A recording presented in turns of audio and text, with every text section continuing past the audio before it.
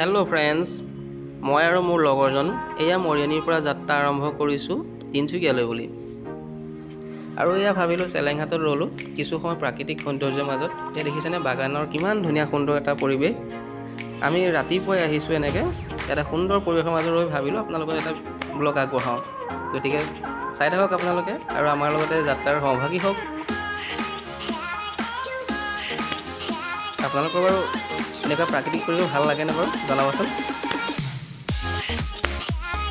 আৰু এয়া আমি আকৌ যাত্ৰা আৰম্ভ কৰিছোঁ। আহি নাজিৰা পালোহি।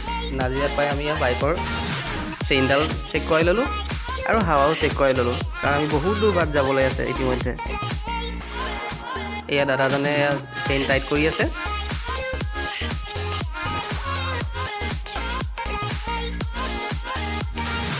আকৌ এয়া চেইন টাইট কৰাৰ পাছত আমি এতিয়া নিজৰ গন্তব্যস্থানলৈ আকৌ আগুৱাই যাম।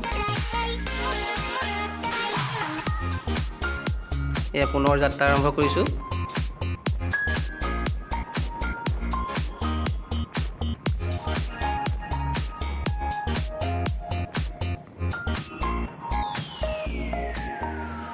ৰাতিপুৱা খুব সোনকালে বাইক চলাই ভাল লাগে, এটা মানে ঠাণ্ডা পৰিৱেশ পোৱা যায়, গতিকে বাইক চলায়ো ভাল লাগে। আৰু এয়া লাহে লাহে আমি আগুৱাই গৈ আছোঁ।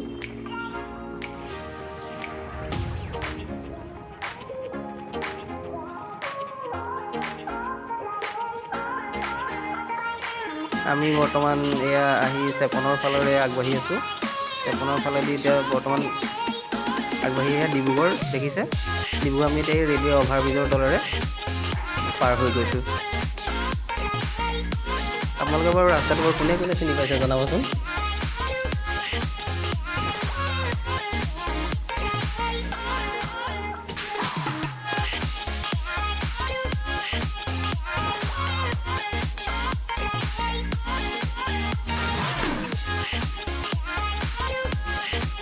আৰু এয়া পাৰ হৈছোঁ ৰেলৱে অভাৰব্ৰিজ।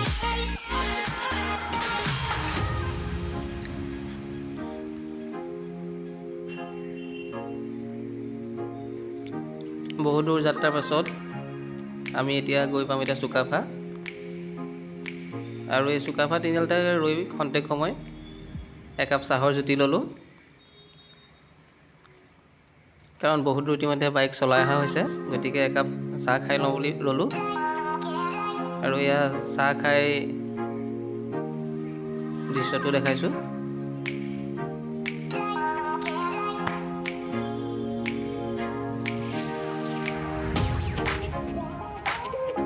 এইফালৰ পৰা এনেকৈ বাওঁহাতে গ'লে বগীবিল যাবগৈ পাৰি।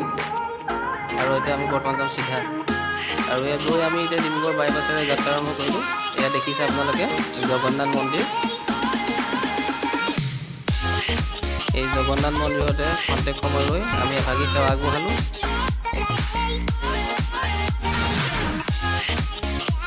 এই সেৱা আগবঢ়োৱাৰ পাছত আমি আকৌ পুনৰ গন্তব্যস্থানলৈ বুলি ৰাওনা হৈছোঁ।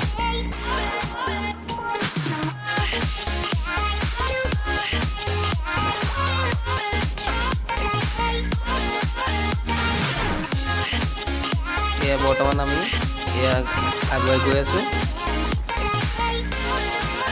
আৰু কিছু সময়ৰ পাছতে তিনিচুকীয়া পামহি, আৰু বেছি সময় নাই। এতিয়া আমি এইফালৰ পৰা পাৰ হৈ পানীতোলা পাৰ হ'লোঁ। পানীতোলা পাৰ হৈছোঁ। পানীতোলা পাৰ হোৱাৰ পিছত আৰু বেছি দূৰ নাথাকে আৰু আমি তিনিচুকীয়া পামহি। গতিকে কেনেকুৱা হৈছে জনাবচোন। ফাৰ্ষ্ট বনাবলৈ চেষ্টা কৰিছোঁ। আপোনালোকে ছাপোৰ্ট কৰিব, জনাব, কমেণ্ট কৰিব কেনেকুৱা হৈছে জনাব। আৰু এতিয়া আমি পানীতোলা পাৰ হৈ লাহে লাহে আছোঁ তিনিচুকীয়া ষ্টেচন সোমাব বৰ্তমান। আৰু এয়া ফাইনেলি আমি তিনিচুকীয়া ষ্টেচনৰ সন্মুখত পাইছোঁহি। এয়া আপোনালোকে দেখিলে আমি মৰিয়নিৰ পৰা যাত্ৰা আৰম্ভ কৰি এয়া আমাৰ যাত্ৰা শেষ কৰিব হৈছে। আমি ফাইনেলি এয়া নতুন তিনিচুকীয়া ষ্টেচনত পালোহি। আৰু সুদীৰ্ঘ 4.5 ঘণ্টাৰ অন্তত আমি এয়া পালোহি তিনিচুকীয়া। তো আপোনালোকে কেনেকুৱা পালে জনাব। প্লিজ লাইক কৰিব, ছাবস্ক্ৰাইব কৰিব চেনেলটো, আৰু পাৰিলে কমেণ্ট এটা কৰি জনাব। ধন্যবাদ।